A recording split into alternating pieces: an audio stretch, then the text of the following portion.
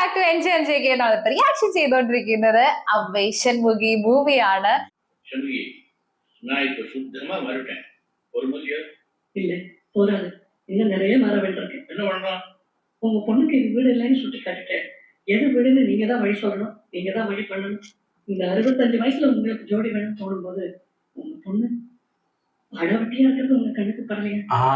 ஜானகியோட அம்மா உயிரோட இருந்தாங்க. இந்த கேள்வியெல்லாம் நான் கேட்க வேண்டி வந்திருக்காது. உங்களை விட வயசுல சின்னவன், உங்களுக்கு பத்தி சொல்றேன்னு தயவுசெய்து ഫുള്ള് മാറ്റുന്നു பிளான்டு. செல்லம்மா, நான் போய் மாப்பிள்ளை என்ன மாதிரி ஆக்ஷன் பண்ணுவான்னு பாக்குறேன். நீ என்ன சொல்ற? சொல்லு செல்லம்மா, ஏதாவது சொல்லு செல்லம்மா. ஆஹா, செல்லம்மா உத்தரவு கொடுத்துட்டா. சண்முகி செல்லம்மா உத்தரவுட்டா. நான் வரேன். இப்ப எங்க போறேன்னு கேட்க கூடாது. நீ நல்லா கேட்கலாம். நான் போய் மாப்பிள்ளை ஆக்ஷன் எடுத்துக்கா போறேன். இல்ல காலையில போயிட்டு வரேன். ஏன் இல்ல ஷூட்டிங் போய் பாருங்க. அவர் எந்த லோகத்துக்கு போறான்? நான் போய் நிச்சயமா இருக்குன்னு தான் போறேன். சரி, இப்ப நானும் போயிட்டு வந்துடுறேன். நல்லா இருக்கு. இப்பதான் நான் கோயிலை கண்டுபிடிச்சு விட்டேன். அது ஏதாவது அசைக்கு பிடிச்சு கொண்டு போகுது. நீ கூட மாதிரி ஜாக்கிரதையா பார்த்து நான் வர வரைக்கும் நான் சீக்கிரம் வந்துடுறேன். இல்ல நான் പെട്ട് പെട്ട് ഇനിയിപ്പോ എങ്ങനെയെങ്കിലും ഓടി പോവായിരിക്കും. கை மண்ணளவு கல்லாதது உலகளவுப்பா. சண்முகிக்கு எத்தனை புருஷன் இருக்கான்னு நான் தெரிஞ்சிருந்தது கைகளவு, தெரியாதது உலகளவு. நான் என்ன சொல்ல வரேன்னா, வரவன் போறவெல்லாம் சண்முகிக்கு நான் தான் புருஷன் சொல்றாமா. சண்முகி பத்தி அனாவசியமா தப்பா பேசாதே. நான் ஏன் தப்பா பேசுறேன்? 1000 புருஷன் வச்சுக்கிட்டே அந்த 1000ல் ஒருவனா உங்க அப்பா 1000.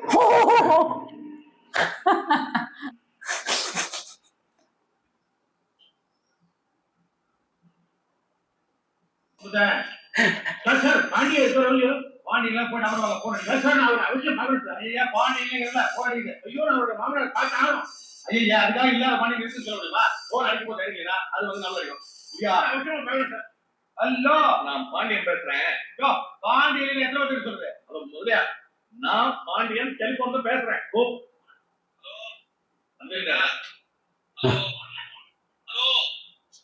முதலியார் என் மாமனார் அங்க வருவாரு. அவர் உட்கார வச்சு பேசிட்டு இருக்காரு. காரியம் கேட்டுறேன். நான் இல்லன்னு சொல்லி அனுப்பிட்டுருங்க. மாப்பிள்ள முதலியார் நீங்களும் மாப்பிள்ள என்ன அப்படி? நான் விஸ்வநாதர் பேசுறேன். தெரியல தெரியாம முதலியார் சொல்லிட்டேன். இல்ல மாப்பிள்ள, நான் இத்தனை நாள் வரைக்கும் ஒரு லூசு பேரா தான் இருந்தேன். ஆனா இப்ப நான் ரொம்ப வரட்டேன். உங்ககிட்ட மன்னிப்பு கேட்கலான்னு வந்தேன். இந்த டெலிபோன் கால உங்க காலம் நினைச்சு என்ன மாமாங்க ஜானகி நீங்க எப்படியாவது மன்னிச்சு அவளை மறுபடியும் ஏற்றுக்கணும். அதை பத்தி விவரமா பேசணும் தான் இங்க வந்தேன். இப்ப நீங்க எங்க இருந்து பேசுறீங்க? மாத்துல இருந்துன்னா நம்மாத்து சிவராத்திரி அப்படின்னு ஒரு படம், பிராமன் சப்ஜெக்ட். அதுல டான்ஸ் ஆடி ஆடி பேச்சு மாறிடுச்சு. நான் தான் மாறிட்டேன்னா நீங்களும் எங்கே மாறிட்டோன்னு நினைச்சேன். நீங்க மாறாதீங்க. ஐயோ அதெல்லாம் பட்டுன்னு மாற முடியாது. ஒரு கட்டுப்பாடோட இருக்கேன் மாமா. இந்த என்னுடைய மாற்றத்துக்கு காரணம் யாருன்னு நீங்க கேட்கலையே, ஒரு பொம்பளை. சரி எப்படி? அதான் நீங்க இப்ப சொன்னீங்களே. அவ பேரு சண்முகி. சண்முகி உங்களுக்கு தெரியுமா? சண்முகி உங்களுக்கு தெரியுமா? தெரியுமா? ஜானகியை புரிஞ்சிருந்த நாட்கள்ல அவங்கதான் என்ன சமைச்சு போட்டுட்டு இருந்தாங்க டெய்லி ஈவினிங் 6 to 9. அதே மாதிரி பொண்ணு ஜானகியும் சண்முகி தான் பார்த்துட்டு இருந்தா மார்னிங் 9 to 5. அது சரி, உங்க வீட்டுல வேலை செஞ்ச ஏன் சண்முகி இது வரைக்கும் கிட்ட சொல்லல? அதானே சண்முகி மாமி ஒருத்தரை பத்தி இன்னொருத்தர் சொல்ல மாட்டாங்க. வெளியே அம்மா வந்து இல்ல மாப்பிள்ள, சண்முகி இனிமே உங்களுக்கு மாமியார் மாதிரி வேலைக்கு வாங்கிட்டேன். முதலியார் யாரு காஸ்டாக? It is my phone. Mudaliar phone எல்லாம் கொடுத்துறாதீங்க. சரியான புட்டாங்க பேசுறீங்க. அரசே நான் முதலியார் பேசுறியா? முதலியார் பொருள் மாத்தாம இருக்கீங்களா? சண்முகி வேலைக்கு வைக்கணுமே தெரிஞ்சு தகவல் வைக்கணும்னா அதெல்லாம் உங்களால முடியாது. முதலியார் ரொம்ப ஜாஸ்தியாகும். போன மாமனார் கொடுக்குறீங்களா? சாமி என்ன வேலைக்கு வாங்கினோ? எனக்கு வேணாம் சொல்லுங்க மாப்பிள்ள. மாமா நீங்க ஒண்ணு செய்ய, நேரம் வீட்டு போயிருங்க. நான் வந்து ஜானகி கூட்டிட்டு. ஆமா மாமா வணக்கம் வச்சிருங்க. மாமா என்ன மண்ணெண்ண வாசனை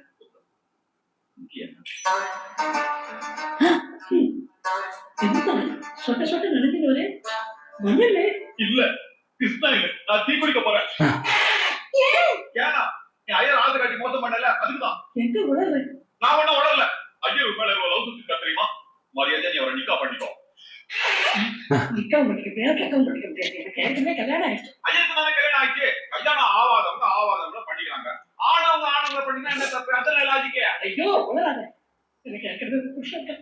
அந்த குடிகாரன் துட்ட வாங்கி ஓட்டானே அவனை விட ஐயர் மேல். ஐயோ நானும் ഓ தான். അവർക്ക് വേണ്ടി ஐயருக்கு மேல யாரும் மேல் இல்ல ஐயர் தான் மேல். சரி அவரும் மேல் நானும் மேல். மேலுக்கு மேல் பொருத்தமா இருக்குதுல்ல அப்ப நிக்கா பண்ணிக்கோ. நான் தான் பாரு. இப்படி குரல மாத்தி பேசினா அந்த பாய் ஏமாத்துவான் பாத்தியா? ஏய் நான் தான் ஒரு ஃப்ரெண்ட் பாட்டி. உட்ட உசுமா நீ தான் சொல்லுவியா? கொல்த்தவே இல்லையா? ஐயா மாமே ஐயோ இதான் பின்னல ஆகுற. ஐயோ ஐயோ ஐயோ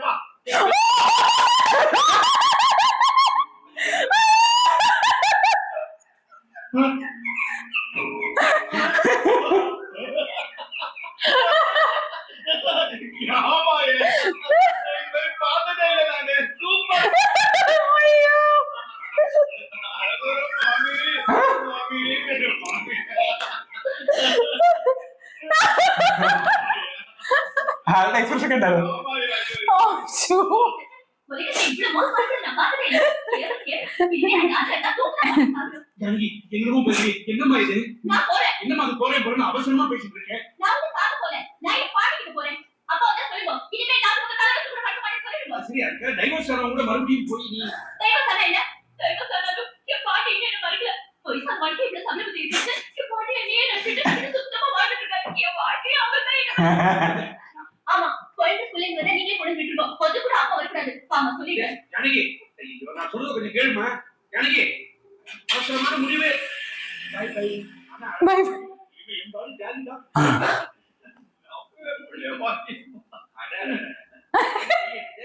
போடு நல்ல போடு. அந்த கண்டாரமா ஏற்கனவே பார்த்தாச்சு. முதலாளிக்கு மாமி மேல ஆசை, மாமிக்கு வேலைக்கார மேல ஆசையா? முதலாளி சொல்லி உன் சீட்டை கிழிக்கிறேன். ஏற்கனவே ஜானகி வீட்டு விட்டு துரத்திய. சரியா தொட்டுட்டேன். ஆமா இனிமே வரமாட்டா. பாண்டியன் பயாச்சு. மாமி மாமி எங்க போறீங்க? முதலாளி சொல்லி உன்னை சீட்டை கிழிச்சதுக்கு அப்புறம் தான் இங்க போக முடியும். ஆமா இரும்பு பிடி.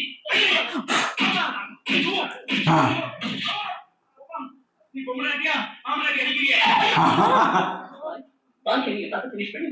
तू छोड़ पावे देख तो ബാക്കി നിങ്ങൾ ഫിനിഷ്. ഓ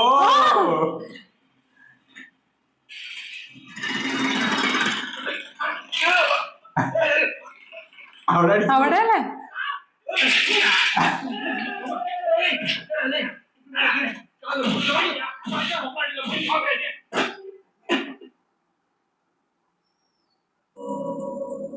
ഓ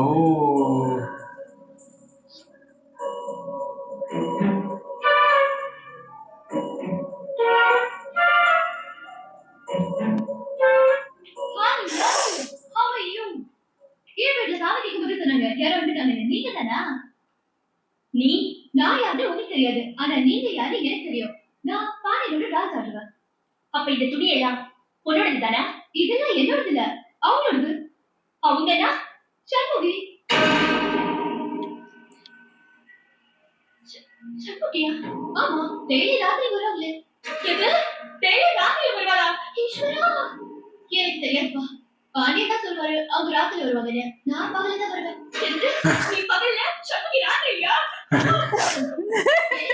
சண்முகி வந்து போறதா ஏறிட்டீங்க. சண்முகி பாண்டியன் வச்சிருக்காரு. அது சமையலுக்காக வச்சிருக்காரு. நீங்க தப்பா நினைச்சுக்கிறீங்க. சமையல்காரி சமையல்காரி குடும்பல ஏன் ஏறிச்சிருக்கு? அவங்க பொண்ணு அப்படினா சமையல். இது வந்து நீங்க ஏதோ தப்பா புரிஞ்சுட்டீங்க. ஆமா கரெக்ட் தப்புதான். எல்லாமே தப்புதான். என்ன சுத்தி எல்லாமே தப்புதான். நான் புரிஞ்சுட்டது லேட். இனிமே எல்லாமே பாண்டி தான் நினைச்சிட்டு வந்தேன். இல்ல அப்பாவும் சரியில்லை, புருஷனும் சரியில்லை. இது பாருங்க அவர் வந்து கேட்டு நான் என்ன சொல்றோம் சொல்லு பாண்டி சொல்லு தப்பா போயிட்டேன். இது பாருங்க விபரீதமா என்ன முடிவு எடுத்துறீங்க? பாண்டி வரட்டுமே. பாண்டி போய் மேல டேய் போடிடா. பாண்டியா பாண்டி விபரீதம் இனிமே நீங்க சொல்றது கேட்டே இருக்கு. எல்லாம் புரிஞ்சு புரியுது. ப்ளீஸ்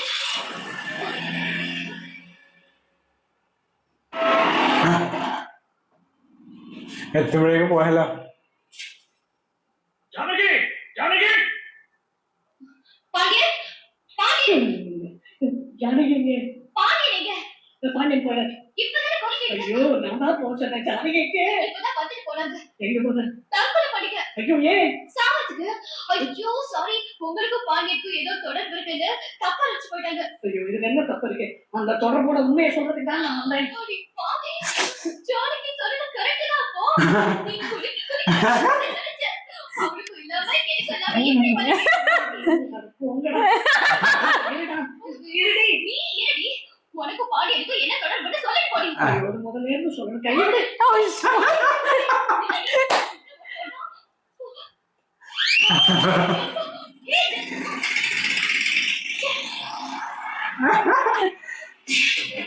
എല്ലാവരുടെ വേറെ വേറെ സ്റ്റൈലായി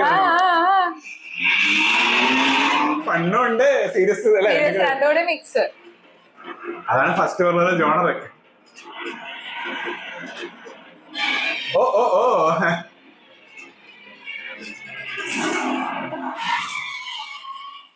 ഓ ഓ എന്നെ അങ്ങനെ ആക്കാൻ നോക്കണം മാക്സിമം. ഒറിജിനൽ കാർ അതെ.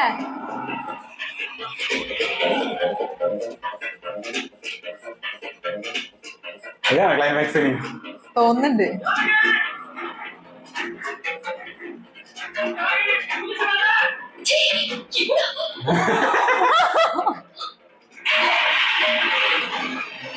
ഓ വിത്ത് ബുള്ളറ്റ് ചാടി.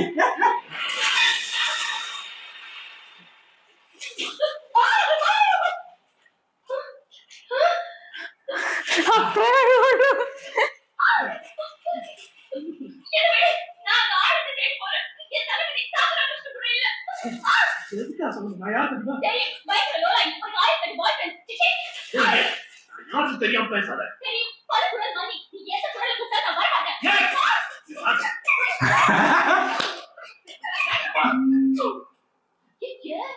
என்னாச்சு மாமி? நான் மாமி இல்ல, உன் மாமன் பாண்டியா. அதே கை வைங்க. ஐயோ பாட்டி, நெஞ்சில குடியா? கண்டுபிடி குடியா? கேட்க மாட்டேன். மறுபடி பண்ணுவா. உங்க கால் தேடி போனேன். நான் தரேன். நீ எதுக்கு பாத்தீங்க? என்ன மன்னிச்சுக்க பாட்டி. நாம இப்படியே இருக்கலாம் பாட்டி. வேணாம், மச்சான் ஒரு ஜலதோஷம் குடிக்கணும். என்ன பாட்டி ஜோக் அடிக்கிற? வாங்க அப்பா கிட்ட போய் நீங்க தான் பாட்டி சரியா வாங்க.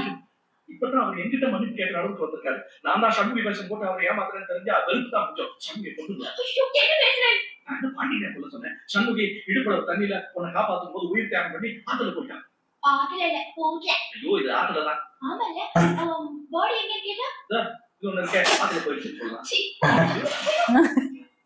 ഓ അത് ഇടുപ്പിൽ അത്രയുള്ള വെള്ളത്തിൽ മുങ്ങിയത്. செல்லம்மா அவனுக்கு பிறவி கொடுத்தான். ஆனா சண்முகி உனக்கு மறுபிறவியே கொடுத்துட்டான். புண்ணியவதி கொண்டை அடையும் போய் சேர்த்துட்டான். சண்முகி கட்ட புருஷனுக்கு இல்லாம போயிட்டான். காத்திருந்த ஐயருக்கு இல்லாம போயிட்டான். நேற்று வந்த எனக்கு இல்லாம போட்டிய. வருஷா வருஷம் திவசத்துக்கு கொடுக்கலாம். என்னையா எல்லாரும் சண்முகி சண்முகி நாடுறீங்க? சண்முகி எங்கேயும் போயிட்டலையா? இங்க தரையா இருக்கிறா. நான் கட்டி மனசு வச்சேன்னா நான் சொன்னதை நீங்க யாரும் ஃபுல்லா புரிஞ்சுக்கல. ஓகே, அதாவது சண்முகி எங்கேயும் போயிடல, நம்ம மனசுலயே தான் இருக்காங்க அப்படின்னு அவர் சொல்றாரு. இது அது தெரியாத சைடு, இது அது தெரிஞ்ச சைடு. அதனால நீங்க சொன்னதோட ஃபுல்லா சொல்லுங்க. சொல்லு. எனக்கு சொல்லியா நீ? சண்முகி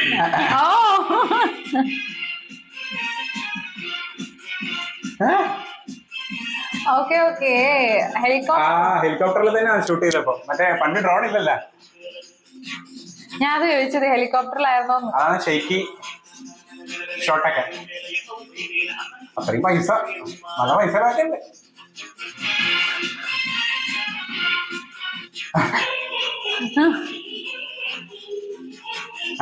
ഓ അങ്ങനെയൊക്കെയാണ് വന്നേനെ.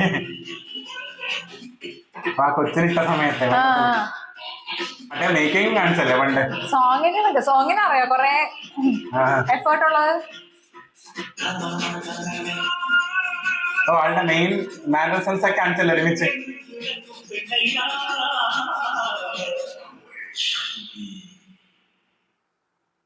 അതല്ലേ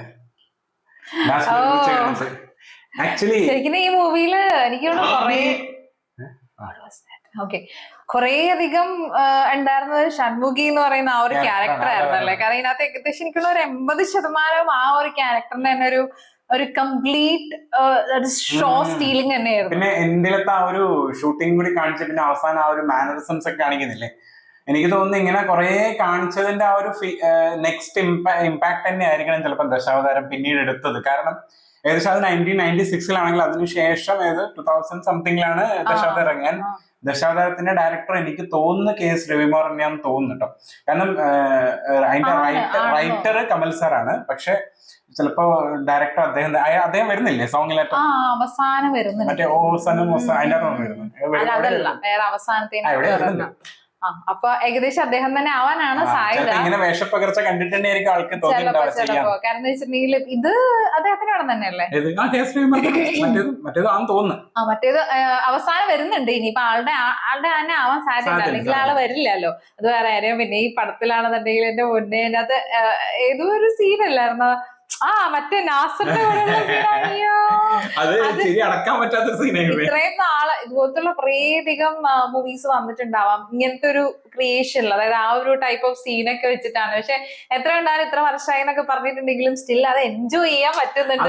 അതാ ഞാൻ പറഞ്ഞത് നേരത്തെ നമ്മള് കഴിഞ്ഞ സീനിൽ ഫസ്റ്റ് തൊട്ടിട്ട് പറയുന്നുണ്ട്. അതായത് ഈ മൂവി എന്ന് പറയുന്നത് ഫസ്റ്റ് ഹാഫിൽ ഫുൾ ബിൽഡിംഗ് ആണ്, നന്നായിട്ട് ബിൽഡ് ചെയ്ത് പിന്നീടാണ് ഈ ഷൺമുഖിയുടെ ക്യാരക്ടർ ഏകദേശം ഫസ്റ്റ് തന്നെ വരുന്നുണ്ടെങ്കിലും ആ ഒരു ഫസ്റ്റ് കഥ കാണിക്കുന്നുണ്ട്, നമ്മൾ ഇമോഷൻ കാണിച്ചിട്ടാണ് ഈ ഒരു ക്യാരക്ടറിലോട്ട് വരുന്നത്. പിന്നെ അതിനുശേഷം സെക്കൻഡ് ഹാഫിലാണ് ഔട്ട് ആൻഡ് ഔട്ട് കോമഡിയിലോട്ട് പോകുന്ന സിനിമ. അപ്പൊ ആ ഒരു കൺഫ്യൂഷനും ഹസ്ബൻഡ് കൺഫ്യൂഷനും മറ്റേതൊക്കെ ആയിട്ട് ഒരു റൊമാൻസും കാര്യങ്ങളൊക്കെ ഭയങ്കര കൺഫ്യൂസിംഗ് ആയിട്ടുള്ള പോണേ. അപ്പൊ ആ ഒരു എൻഡിലോട്ട് എത്തുമ്പോഴാണ് ഈ സീനുകളൊക്കെ ഇവൻ നാസറിന്റെ സീനൊക്കെ ഏകദേശം ക്ലൈമാക്സിന് അടുപ്പിച്ചാണ്. അപ്പൊ നമുക്ക് ആ ഒരു കണക്ഷൻ കിട്ടുന്നതുകൊണ്ട് തന്നെ അവിടെ ഒരിക്കലും ഒരു വൾഗാരിറ്റി ആയിട്ടുള്ള ഒരു കോമഡി വരുന്നില്ല. അത് കാരണം സ്റ്റാർട്ടിങ് കാണിച്ചിട്ടുണ്ടെങ്കിൽ ചിലപ്പോൾ അത് ബോറാവും. പിന്നെ അങ്ങോട്ടല്ല കാണിക്കുന്നത്, ഏറ്റവും അവസാനത്തോട്ട് കാണിക്കുമ്പോ അവിടെ വേറെ സിറ്റുവേഷൻ അങ്ങനെയാണ് ഉള്ളത്, വേറെ വഴിയില്ല. ദാസറോട് എങ്ങനെയെങ്കിലും പറഞ്ഞു ശരിയാക്കണം. അതെ, അപ്പൊ അവിടെ കറക്റ്റ് ആയിരുന്നു. പിന്നെ എന്താ വെച്ചാൽ ക്ലൈമാക്സിലേക്ക് ഒരു ഒറ്റ പോക്കായിരുന്നു അല്ലെ, ഭയങ്കരമായിട്ട്. അതായത് ഇത്രയും മൂവി എനിക്കവിടെ 1 hour എടുത്തായിരുന്നു നമ്മളിപ്പോ. ഇല്ല, ഇപ്പൊ അത്ര എടുത്തുള്ളൂ. പക്ഷെ 40 പക്ഷെ അത്ര എടുത്തില്ലേ. പക്ഷെ നല്ല അറിയുന്നുണ്ടായിരുന്നു, പെട്ടെന്ന് പോയൊരു ഫീൽ ആയിരുന്നു. അതായത് ഭയങ്കരമായിട്ട് ഓടിപ്പോന്ന മൈറ്റ് ബി ആ ഒരു എൻഗേജ്മെന്റ് ആയിരിക്കാം ആ ഒരു മൂവിയിൽ നമുക്ക് കിട്ടിയിട്ടുള്ളത് വാച്ച് ചെയ്യുന്ന സമയത്ത്. കാരണം പടം കണ്ടോണ്ടിരിക്കുമ്പോൾ തന്നെ നമ്മൾ അതിനകത്ത് ആകും. അത് കംപ്ലീറ്റ് എന്റർടൈനർ ആണ്, അതാണ് സംഭവം. നമുക്ക് കണക്ട്, അത് എപ്പോഴും അങ്ങനെയാണ്. ഏത് മൂവി ആയാലും നമ്മൾ ഫസ്റ്റ് ഒരു മാക്സിമം 1/2 മണിക്കൂറിനുള്ളിൽ സിനിമയിൽ നമ്മൾ കയറിയിരിക്കണം. കയറിയില്ല എന്നുണ്ടെങ്കിൽ പോയി, പിന്നെ നമുക്ക് കിട്ടില്ല സിനിമ. ചില സിനിമകൾ ഫസ്റ്റത്തെ 5 മിനിറ്റ് തന്നെ കയറും, ചില സിനിമകൾ ഒരു 10 മിനിറ്റ് എടുക്കും, ചില 1/2 മണിക്കൂർ. 1/2 മണിക്കൂർ കഴിഞ്ഞിട്ടും കയറാത്ത സിനിമ ഉണ്ടാവില്ല, അതാണ് ഫ്ലോപ്പ് ആയി പോകുന്നത്. സത്യം പറഞ്ഞിട്ട് കാര്യമില്ല, കാരണം അങ്ങനെയാണ് വായമോനിക്ക് സംഭവിച്ചത്. 1/2 മണിക്കൂർ കഴിഞ്ഞിട്ട് കയറാൻ പറ്റിയില്ല. അപ്പൊ എന്തായാലും അത് വേറെ ഒരു കഥയിൽ പോയി. അതായത് രണ്ട് മൂവി ഉണ്ട് അതാണ്. അതായത് ഇപ്പൊ അവിടെ ബിജു മേനോന് ഇമ്പോർട്ടൻസ് കൊടുക്കണോ, ദിലീപേട്ടനും ഇമ്പോർട്ടൻസ് കൊടുക്കണോ, ആർക്കും ഇമ്പോർട്ടൻസ് കൊടുക്കണോ എന്നുള്ള ഒരു കൺഫ്യൂഷനിലായിരുന്നു മൊത്തത്തിൽ പോയത്. പിന്നെ ആ ഒരു ഇമോഷണൽ കണക്റ്റും ഭയങ്കരമായിട്ട് ഉണ്ടാക്കിയില്ല എന്നുള്ളതാണ് അല്ലെ. എന്റെ പിന്നെ നല്ലതാണ്, ക്ലൈമാക്സിനോട് അടുക്കുമ്പോ നല്ലതാണ് പിന്നെയും പടം. പക്ഷെ അതിനകത്ത് എന്നൊക്കെ പറയുന്നത് ഇതൊക്കെയാണ് അതിന്റെ ഒരു പാഠപുസ്തകം എന്ന് പറയുന്നത്. കാരണം ഈ മൂവിയൊക്കെ, കാരണം അതിനുശേഷമാണെന്നുണ്ടെങ്കിലും കുറേ ഒരു ഈ ടൈപ്പ് മൂവീസ് ഇറങ്ങിയിട്ടുണ്ട്. അല്ല, ഈവൻ വേഷം മാറി വരുന്ന കുറെ ക്യാരക്ടേഴ്സും ചിലപ്പം ഇതിന് ശേഷം ആയിരിക്കാം കുറെ സിനിമ നമ്മള് വൃദ്ധന്മാരെ സൂക്ഷിക്കാൻ മുന്നേ തോന്നുന്നു. ശരിക്കും എന്തോരം എഫേർട്ടാണല്ലോ ഇതിനോട് എടുത്തേക്കണത് അല്ലെ. കാരണം എന്താ വെച്ചാൽ ആ ഒരു സോങ്ങിനകത്ത് കുറെ അധികം ആ ഒരു ഹെലികോപ്റ്റർ ഷോട്ടൊക്കെ കാണിച്ചിട്ടുള്ളത് ആ ഒരു സോങ്ങിന് വേണ്ടിയിട്ടാണ്, അറിയോ, മേലെ നിന്നിട്ടുള്ള ആ ഒരു ഷോട്ടൊക്കെ 96 അവരത് ട്രൈ ചെയ്തു അത്രയും നന്നായിട്ട് വരാൻ വേണ്ടി. മാക്സിമം എനിക്ക് തോന്നുന്നു അത് അങ്ങനെ തന്നെയാണ് പണ്ടത്തെ കാലത്ത്. കാരണം എന്താ പറയുക, ഫസ്റ്റ് പ്രൊമോഷൻ എന്നുള്ള രീതിയിൽ ശരിക്കും സോങ്സ് ആണ് ഫസ്റ്റ് ഇറങ്ങുക. ഇപ്പൊ ഈവൻ നമ്മള് പണ്ട് ചിത്രഗീതം പോലുള്ള പരിപാടിയൊക്കെ നമ്മൾ മലയാളത്തിൽ കണ്ടിട്ടുണ്ടെങ്കിൽ ചിത്രഹാരം ഹിന്ദിയിലും ഉണ്ടായിരുന്നു. അപ്പൊ തമിഴിലും എന്തെങ്കിലും ഉണ്ടാവും അങ്ങനത്തെ ഒരു പ്രോഗ്രാം, ദൂരദർശനിൽ മാത്രമായിട്ട്. തമിഴിലൊരു ദൂരദർശൻ ഉണ്ടാവുമല്ലോ. അപ്പൊ ആ സമയത്ത് ചിലപ്പോൾ ഈ 96 കാലഘട്ടത്തിലൊക്കെ ചിലപ്പം കളർ മൂവീസ് ആണെന്നുണ്ടെങ്കിലും ചിലപ്പോൾ ഈ പാട്ടുകളൊക്കെ ചിലപ്പോൾ കുറെ ഇറക്കിയിട്ടുണ്ടാവും അല്ലെ, അങ്ങനത്തെ കാര്യങ്ങൾ. പിന്നെ നമ്മൾ പണ്ട് കുറെ പാട്ട് ചാനലുകൾ തന്നെ ഉണ്ടാവാറില്ലേ, വീഡിയോ സോങ്സിന്റെ. അതെന്താ സംഭവം എന്ന് വെച്ചാല് ഈ ഒരു ന്യൂസ് കഴിഞ്ഞിട്ടൊക്കെ വരുന്ന ഒരു ടൈം ഉണ്ടാവില്ലേ, അപ്പൊ ആ സമയത്തൊക്കെ അവര് ഈ ഒരു സോങ്സ് ആയിരിക്കും ഇടുക. പിന്നെ അതിന്റെ ഇടയ്ക്ക് എന്തെങ്കിലും ഇപ്പോ പ്രോഗ്രാംസ് എന്തെങ്കിലും കുറവൊക്കെ ഉണ്ടെന്നുണ്ടെങ്കിൽ, അല്ല അത് മാത്രല്ല എല്ലാ ചാനലിലും if I'm not wrong ഒരു 30 minutes സോങ്സ് ഇടാറുണ്ട്. ഒരു ടൈം കൊടുക്കാറില്ല, 5 മിനിറ്റ് ഇല്ല, 5 മിനിറ്റ് 5:30 വരെ സമയം, 1/2 മണിക്കൂർ ഫുള്ള് സോങ്സ് ആയിരിക്കും. അതായത് ഇപ്പൊ നമ്മള് 1/2 മണിക്കൂർ ഇപ്പൊ എന്തെങ്കിലും കുക്കറി ഷോ ഒക്കെ കാണുന്നില്ല, അതുപോലെ പണ്ടൊക്കെ അങ്ങനെ കുറെ സംഭവം ഉണ്ടായിരുന്നില്ലല്ലോ. കുറച്ചുകൂടി കളർ ടിവി സമയത്താണ്, അതായത് ഈ ചാനലുകൾ വന്നപ്പോ, ഏഷ്യാനെറ്റ്, സൂര്യക്ക് വന്നപ്പോ. പക്ഷെ അതിന് മുന്നേയും ദൂരദർശനിലും ഇങ്ങനെയുള്ള പരിപാടികൾ ഉണ്ടാവുമല്ലോ. ചിലപ്പോ എനിക്ക് തോന്നുന്നേ ഈ പാട്ടുകളൊക്കെ കുറച്ചും കൂടി ആ സമയത്ത് കാണിക്കുമ്പോൾ, കാരണം വെച്ചാൽ പണ്ടത്തെ കാലത്ത് എന്റെ ഇറങ്ങിൽ ട്രെയിലേഴ്സ് ഇല്ല, ട്രെയിലറും ടീസറും ഒന്നും ഇല്ലാന്ന് തോന്നുന്നു. അപ്പോ പണ്ട് ഈ പാട്ടിലൂടെയാണ് പ്രൊമോഷൻ നടക്കുന്നത്. ഈ പാട്ട് കണ്ടായിരിക്കും ചില ആൾക്കാർ ഈ സിനിമ കാണണം എന്ന് പറയുന്നത്. എന്റെ ഒരു അറിവില് ഇവൻ വടക്കുന്നാഥൻ മൂവി അടക്കം പാട്ട് ഹിറ്റായിട്ടാണ് പടം ഭയങ്കരമായിട്ട് കേറിയത് ഇല്ലേ? ക്ലാസ്മേറ്റ്സ് ട്രെയിലറും ടീസർ അങ്ങനത്തെ സംഭവങ്ങളൊന്നും ഇല്ലല്ലോ. പിന്നെ ഉള്ളതെന്ന് പറയുന്ന പോസ്റ്റേഴ്സ് പിന്നെ സോങ്സ് ആണ് മെയിൻ. പിന്നെ സോങ്സ് എന്ന് പറയുന്ന വീഡിയോ ഫോർമാറ്റിൽ മാത്രമല്ലല്ലോ, ഓഡിയോ ഫോർമാറ്റിൽ ഉണ്ടായിരുന്നു. അതാണെങ്കിൽ ഇപ്പോ റേഡിയോ ടേപ്പ് റെക്കോർഡർ മറ്റേ പണ്ട് അല്ല, അതിനകത്ത് ഓരോ പരിപാടികൾ ഉണ്ടാവില്ലേ, ഫോൺ പ്രോഗ്രാം എന്തൊക്കെയോ പറഞ്ഞിട്ട് അങ്ങനത്തെയൊക്കെ. അപ്പൊ അതിലൂടെയും പ്രൊമോഷൻസ് നടക്കും. പിന്നെയാണെങ്കിൽ റേഡിയോയിലൂടെ എന്താ പറയുക, ഇവര് ഇന്റർവ്യൂസ് ഒക്കെ ഉണ്ടാവുന്നു. അതുകൊണ്ടാണ് പണ്ടത്തെ മൂവീസിൽ കുറെ സോങ്സ് ഉള്ളത്. 5 or 6 സോങ്സ് ഒക്കെ ചില സിനിമകളിൽ. ഇപ്പം ശങ്കർ സാറിന്റെ പടമൊക്കെ എടുത്തു കഴിഞ്ഞാൽ അതിന്റെ അകത്ത് പാട്ട് തന്നെ ആയിരിക്കും കുറെ ഉണ്ടാവുക. ആ പാട്ടൊക്കെ കട്ട് ചെയ്താൽ തന്നെ 2 മണിക്കൂർ സിനിമ ഉണ്ടാവും, 3 മണിക്കൂർ സിനിമയുടെ അകത്ത്. സോങ് ഭയങ്കര നീളമായിരിക്കും. സോങ്സ് എന്ന് പറയുന്നത് ആ സമയത്ത് എന്ന് പറയുന്നത് ഒരു ഇന്നോവേറ്റബിൾ ആയിട്ടുള്ള ഒരു സംഭവം തന്നെ ആയിരുന്നു. ഇപ്പോഴത്തെ കാലത്ത് എന്ന് പറയുമ്പോൾ സോങ്സിന്റെ ആവശ്യകത എന്ന് പറയുന്നത് എൻജോയ് ചെയ്യാനായിട്ട് നല്ലതാണ്. ഇപ്പം സിറ്റുവേഷൻ ബേസ്ഡ് ആണ് സോങ് വരുന്നത്. ആൻഡ് സോങ് ഇല്ലെങ്കിൽ അവിടെ ഒരു സ്കോർ വെച്ചിട്ടെങ്കിൽ അഡ്ജസ്റ്റ് ചെയ്യും. പക്ഷെ എനിക്ക് സോങ് ഇല്ലാണ്ട് സിനിമ ഡിപ്പെൻഡ് ഓൺ സിനിമാസ് ആണ്. ഇപ്പൊ ഇവിടെ സ്വർഗമാണ് മൂവിന്റെ അകത്ത് ഒരു സോങ് വെച്ചിട്ടുണ്ടെങ്കിൽ ഭയങ്കര ബോറായാണ്. അതിന്റെ അകത്ത് സോങ്ങിന് ആവശ്യമില്ലായിരുന്നു. മൂവി ഓർമ്മയില്ലേ? കണ്ടോർമ്മയില്ല? ഇഷ്ടമുള്ള ആ മൂവി കണ്ടിട്ടില്ലേ? എന്റെ കൂടെ കണ്ടു. മറ്റേ നമ്മളെ കൃഷി മറ്റേ അച്ഛന്റെ ലാലുലക്സ് ഒക്കെ വരുന്ന സിനിമ, അതിന്റെ അകത്ത് സോങ് ഇല്ല. ആ മൂവിയിൽ സോങ് ഇല്ല. ചില മൂവിയിൽ എന്താ പറയാ സോങ്സ് ഇടാൻ പറ്റാത്ത മൂവി ഉണ്ടല്ലോ, അതാകും ഓക്കെ അങ്ങനത്തെ ടൈപ്പ്. പക്ഷെ അതാണ് ഇപ്പൊ കുറെ അധികം വരുന്നത്. പക്ഷെ എന്നാലും ഇപ്പൊ ഇടയ്ക്ക് വരുന്ന ഒരു സോങ്സ് ഉള്ള മൂവി ആണെന്നുണ്ടെങ്കിൽ നല്ല രസമാണ്, നമുക്ക് എൻജോയ് ചെയ്യാൻ പറ്റും. അപ്പൊ അങ്ങനത്തെ ഉള്ള പടങ്ങളൊക്കെയാണ് ഞങ്ങൾക്കൊക്കെ ഉള്ള പടങ്ങള്, എനിക്ക് എന്നെ പോലുള്ള പ്രേക്ഷകരുള്ള പടങ്ങൾ ശരിക്കും. അപ്പൊ എന്തായാലും സക്സസ്ഫുള്ളി നമ്മളെ കംപ്ലീറ്റ് ചെയ്തിരിക്കുകയാണ് പടം.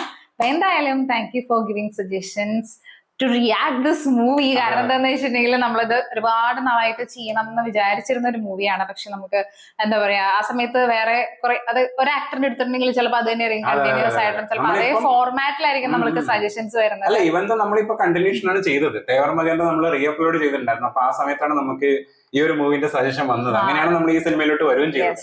ആൻഡ് എടുത്തു പറയുന്നത് Kamal sir plus KS Ravikumar combo എന്ന് പറയുന്ന ഒരു വല്ലാത്ത സംഭവം. അതിന്റെ കൂടെ ക്രേസി മോഹൻ എന്ന് പറഞ്ഞൊരു റൈറ്ററും കൂടി വരുന്ന സംഭവം. കാരണം നമ്മൾ അദ്ദേഹത്തിനെ വിട്ടുപോകും. കാരണം കുറെ സ്ഥലത്ത് ഈ ഡയലോഗ് കോമഡിയിലൊക്കെ ആ ഒരു മെയിൻ ഇൻവെറ്റബിൾ ആ ഒരു സംഭവമാണ്. എല്ലാവരും അതായത് ഈ പടത്തിലുള്ള എല്ലാവർക്കും ഭയങ്കര ഇമ്പോർട്ടൻസ് കൊടുത്തിട്ടുണ്ട്. അതായത് ആർക്കാണെങ്കിലും ഇപ്പോ മീന മാം ആണെന്നുണ്ടെങ്കിൽ, കുട്ടിയാണെന്നുണ്ടെങ്കിൽ, ജെമിനി ഗണേശൻ സാർ, അദ്ദേഹത്തെ ഒബിയസ്ലി നമ്മൾ എടുത്തു പറയേണ്ടതാണ്. കാരണം അദ്ദേഹത്തിന്റെ ഫസ്റ്റ് മൂവിയാണ് നമ്മൾ കാണുന്നത്. അപ്പൊ അതുകൊണ്ട് തന്നെ നമുക്ക് കാണുമ്പോൾ തന്നെ അറിയാൻ പറ്റും അദ്ദേഹത്തിന്റെ കുറെ, എനിക്ക് തോന്നുന്ന ഒരു റെട്രോ സോങ്സ് ഒക്കെ ഇട്ടിട്ടുണ്ടായിരുന്നു. എനിക്ക് തോന്നുന്നു അദ്ദേഹത്തിന്റെ സോങ്സ് ആവാനാണ് സാധ്യത. അതിനകത്തൊരു സോങ് ഉണ്ടല്ലോ മറ്റേ എനിക്ക് ആ പാട്ടൊക്കെ പണ്ടത്തെ പാട്ടിന്റെ ഒരു എന്താ പറയാ അൺപ്ലഗ് എന്തോ ഒരു സാധനം ഇല്ലേ, അതായിരിക്കും എന്തായാലും. എന്താ അങ്ങനെയാണോ തോന്നുന്നത്. കാരണം ഏകദേശം അതുപോലെ നമുക്കൊന്നൊരു റിമൈൻഡർ തന്നാണ്. പിന്നെ ആണെങ്കിൽ പുള്ളിയുടെ ആ ഒരു ഫേഷ്യൽ എക്സ്പ്രഷൻസ്, കാതൽ മന്നൻ എന്നാണല്ലോ അദ്ദേഹത്തെ പറയുന്നത് എന്നാണ് നമുക്ക് കമന്റ്സ് വന്നിട്ടുണ്ടായിരുന്നത്. അപ്പൊ അത് തന്നെ നമുക്ക് കാണാൻ പറ്റും. കാരണം ചില ആക്ടേഴ്സിന് അങ്ങനെയാണ്, നമുക്ക് കാണുമ്പോൾ തന്നെ നമുക്ക് അറിയാൻ പറ്റും. മൈറ്റ് ബി നമുക്ക് അവരുടെ പേര് അറിയാൻ പറ്റില്ല, പക്ഷെ എന്നാലും നമുക്ക് അറിയാൻ പറ്റും അവര് നല്ല ഇമ്പോർട്ടന്റ് ആയിട്ടുള്ള സീനിയർ ആയിട്ടുള്ള ഒരു ആക്ടർ ആണ് എന്നുള്ളത്. കാരണം അത് അങ്ങനെ നമുക്ക് പെട്ടെന്ന് ആ ഒരു വൈബ് കിട്ടും. എടുത്തു പറയുന്നത് ഈ സിനിമയിൽ വന്നിട്ടുള്ള ഇമ്പോർട്ടന്റ് ആയിട്ടുള്ള എല്ലാരും ഒരു ഫ്രെയിമിൽ അവസാനം കൊണ്ടുവന്നിട്ടുണ്ട്.